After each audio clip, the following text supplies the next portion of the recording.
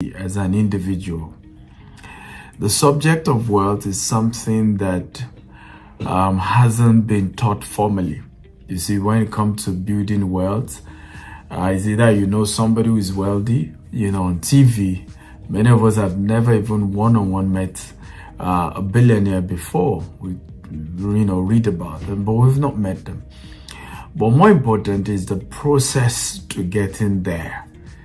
And this subject of money, we all need money. Money is important to all of us. All of us want to be able to pay bills, and particularly in this season where things are getting a lot tougher in Nigeria. Fuel subsidy removal, electricity tariff is coming, taxation will increase.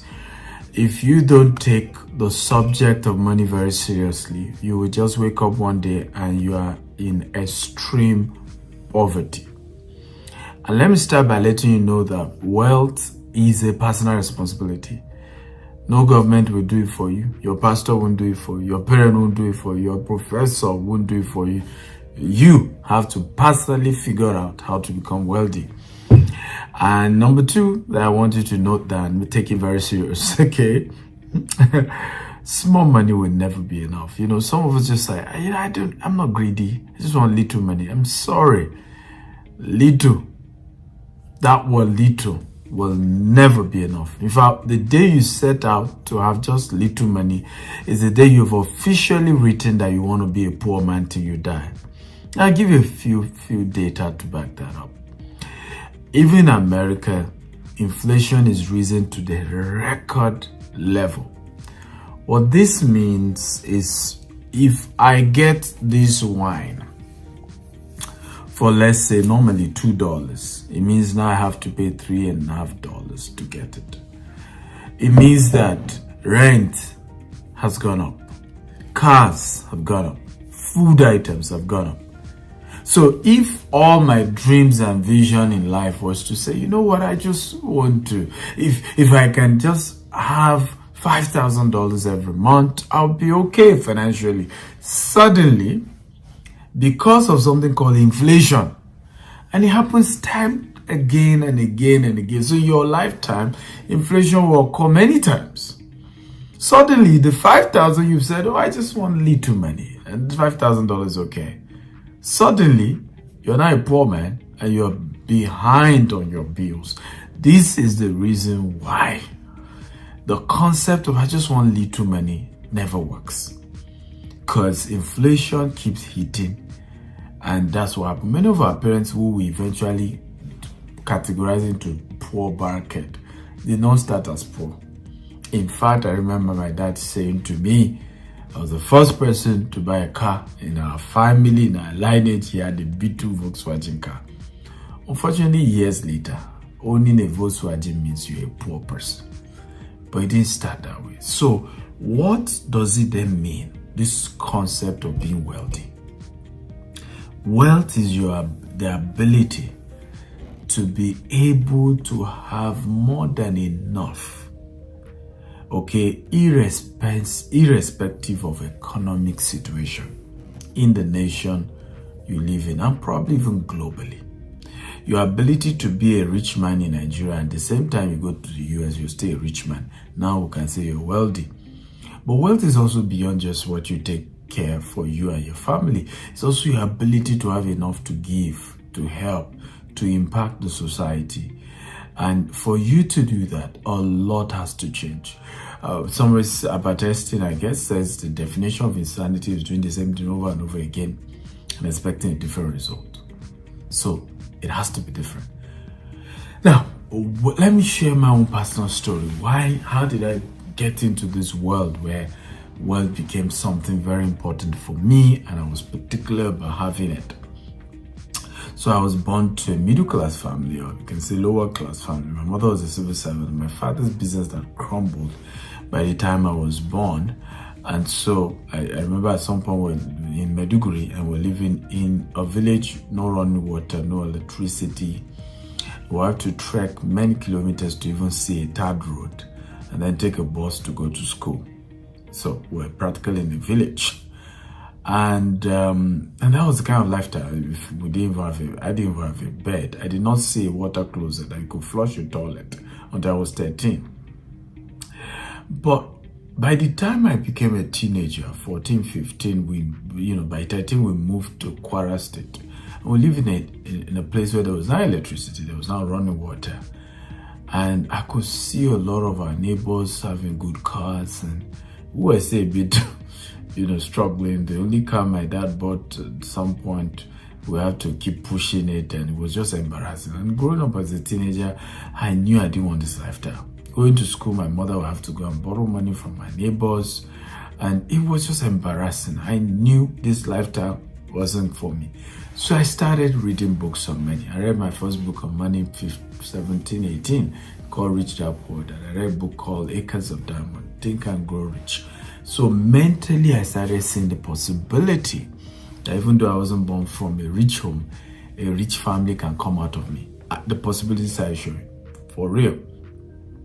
And fortunately for me, I lost my mother to ovarian cancer, and for me that was the last straw that broke the camel's back. Of course, because from reading books I started a business, I knew the direction I wanted to go.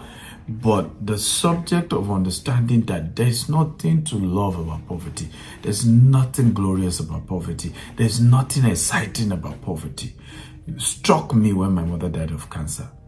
As a civil servant, she couldn't afford private hospitals, so she was going to teaching hospital for 6 months. They couldn't diagnose what was wrong with her. And then she went to teaching a private hospital, did a lot of tests, only to discover she had ovarian cancer. But it has spread. 2 days after removing the tumor or whatever it is, she died. And my mother, you see, was the most important person to me. She was special. She was everything. I'm who I am today because of the sacrifice of my mother. And of course, many other people. My mother was major. And when I checked the bill after she died, the entire bill was just a little over 500,000 naira. I said to myself, so it meant that if we had 500,000 naira 6 months ago, my mother would have had more time to live. And I vow that day, the end has come to me and poverty. And I want to have enough so that no close direct relation to me will suffer this anymore. And that got me more serious. And I'm saying this intentionally because many of us do not realize that the reason why we're poor is because we tolerate poverty. We're still okay with it. We still feel there's no big deal to poverty, but there is big deal to poverty. You need to fight it seriously. A man by the name M.Q. Abiola said something very powerful. He said, poverty is a stubborn goat. The cane that you use to chase it away, you need to keep it handy because sometime you want to come back. You have to come to the realization that you must fight poverty like you're fighting somebody physical that is against your growth. And I've said many times that being poor in Africa is suicidal. You can die because you've chosen to accept poverty as one of those things, as we're not going to take money to heaven. But listen to me, there's no point dying before your time because you embrace poverty. So I'm going to share with you about 4 key things you need to do. Personally, things within your control if you want to end this poverty thing. Number 1 is get financial literacy. So I share with you my story. I read the book Rich Dad Poor Dad at the age of 17, 18. If I didn't have that mindset, if I didn't become financially literate as a result of reading that book at that early age, I will still be poor today. It's easy for people to look at me and say, oh, you're wealthy at a young age. I remember seeing my doctor and he said, oh, my son is just 4 years younger than you and you're this successful. And what these people don't know is I started as a teenager many years ago. Now we're counting 20 years into it. So whether I look young or not, I've put in the time, the resources, the energy. You need to start putting that time. How many books on money have you read? When last did you read book on money? How many seminars teaching you about money did you go and pay for and say, I am committed to becoming wealthy and I want to sit under somebody who's already wealthy and I want to learn the entire process of becoming wealthy? Have you done that? If you haven't done that, then you're not yet really, really serious, because that's the beginning of this so-called becoming wealthy. You must understand what is an asset, what's the liability, what's the processes to building wealth, what are the steps those who have made it, and there are books to help you. Oh, my own book is called Billionaire Habits. You can go to my website and buy. I took time to explain the processes, the habits of billionaires.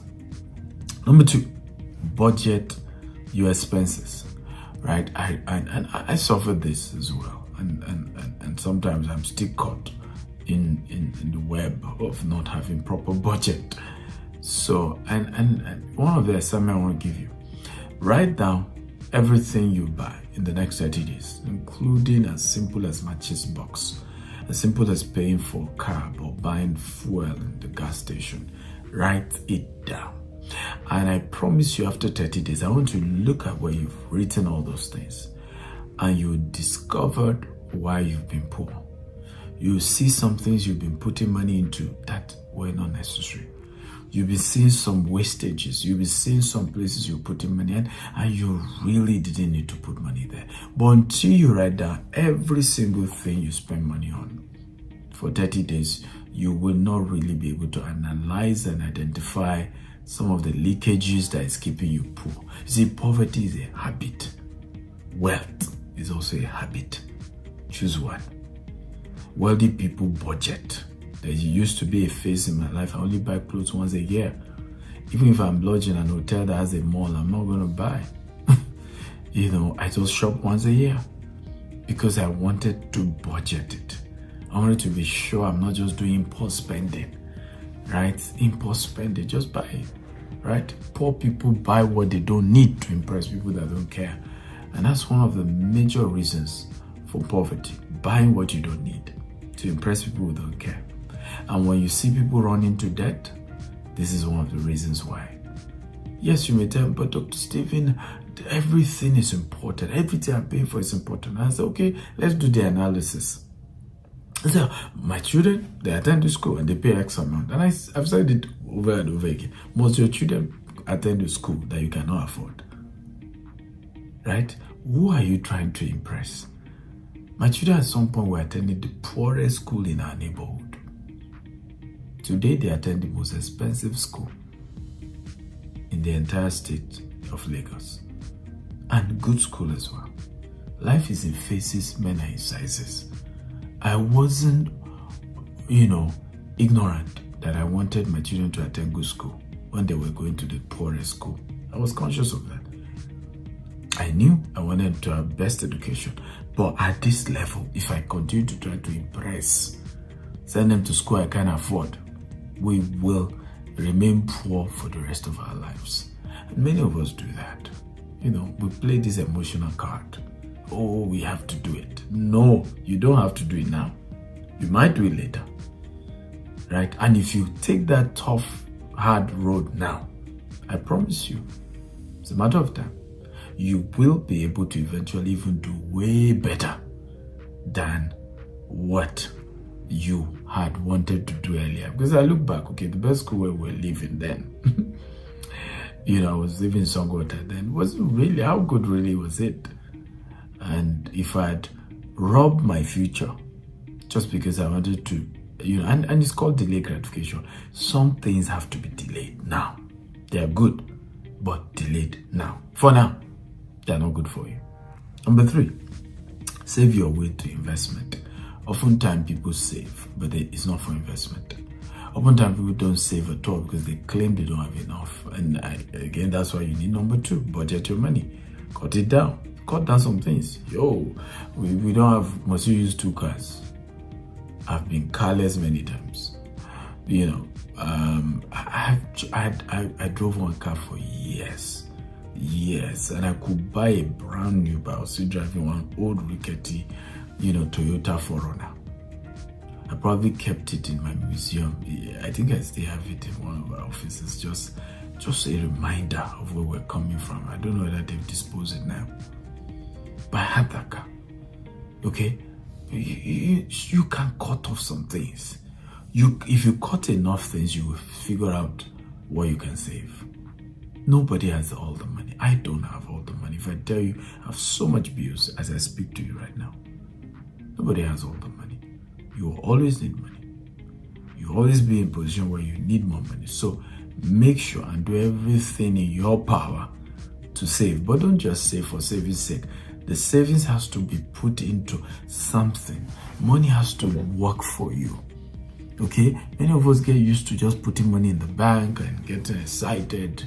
Nah, money must work for you. That's really the whole process. Money has to work for you. And all wealthy people, that's their secret. They don't work for money. Money works for them. They only go to work with their passion, they're excited. But it's not because they will be hungry if they don't go to work. If I don't go to work today now, I will never be poor till I die. That's guaranteed.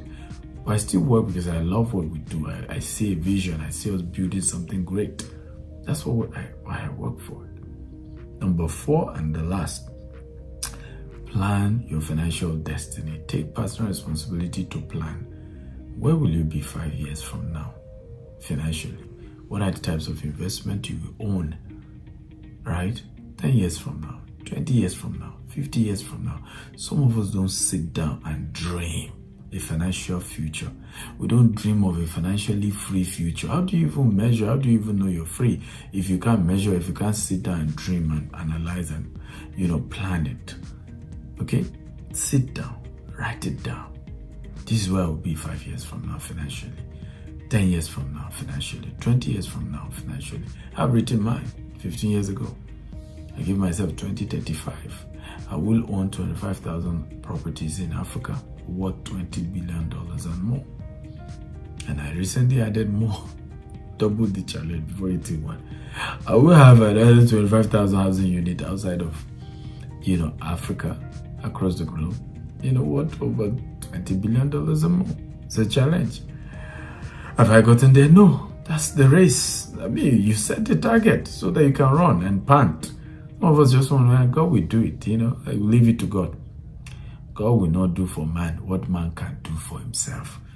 God gave you and I brain so that he can rest. Use the brain. Plan it. Write the vision down. Make it plain that you may run that read it. It's when you write it down, you can now present it to God.